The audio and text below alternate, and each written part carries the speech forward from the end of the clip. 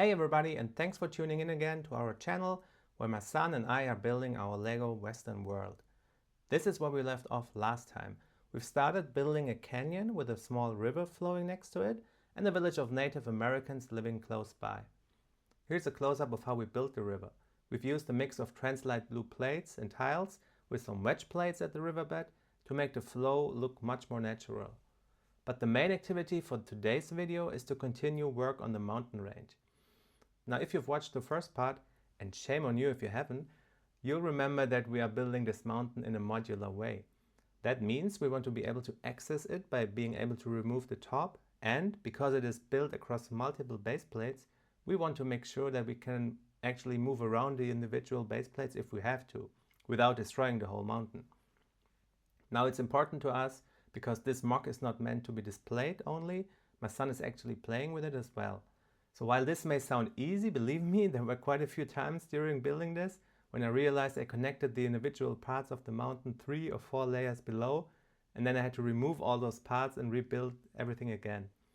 Now the first part of the mountain was solely brick built, but for this part, because we started on a much more elevated level, we've used these mountain elements to save some bricks and time, and the way we've built the rest of the mountain, I think these elements fit in nicely without drawing any attention to them really.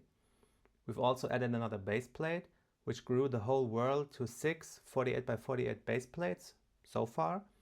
And we want to go even further with the goal to add some kind of small town eventually that's sitting on the other side of the river from the Native Americans, but that's something for another day. First of all, we wanted to refine what we've already built, and that included adding more plant life to the river. We mainly work with different olive green elements around the river. And then my son also introduced some withered bushes to other areas of our world.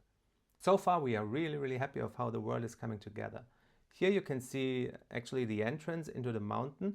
And we're thinking of either turning that into a mine or a cave of some sorts, maybe even a hideout for some bandits. But let's see about that in the future.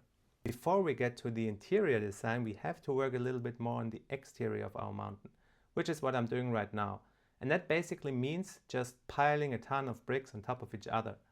What you see now is actually a great example of the challenges of building this mountain in a modular fashion. I wasn't quite happy with how this wall turned out. It was just too smooth without a lot of texture. So I added some more bricks to one side of the mountain that you normally don't even see, but it allowed me to build a more natural incline to the wall on the other base plate, if that makes sense. Then the next thing I did was experiment with building a rock arch. I wanted to include an element where 2 smaller hills were connected by an arch, so I experimented with this structure made out of different slopes. This was obviously just a prototype. The real thing looks like this. It's 6 knobs wide, built in dark tan, and it is supposed to stretch across our river. So we already had started with a hill to the left of the river, and on the right, we had to rearrange some of the elements that we've built before. So this again involved a bit of testing around and experimenting to make it fit, but the final result looks really cool, I think. We will definitely have to work on the 2 hills left and right of the stone arch to make it look much more natural, but that's something that we'll save for next time. And next time we'll also think about what actually happens here from a storyline perspective. So I'm thinking this could be the perfect spot for some bandits to hide out and wait for some kind of gold transport to come along that they can rob maybe, or maybe some Native Americans on the hunt for some animals. Let's think about that. We'll definitely have a look at that next time. I think still a lot has happened in this video and that our Western world grew quite a lot bigger than it was before. So make sure you hit that subscribe button so you'll not miss the next part of our little project. Thanks for watching and see you soon.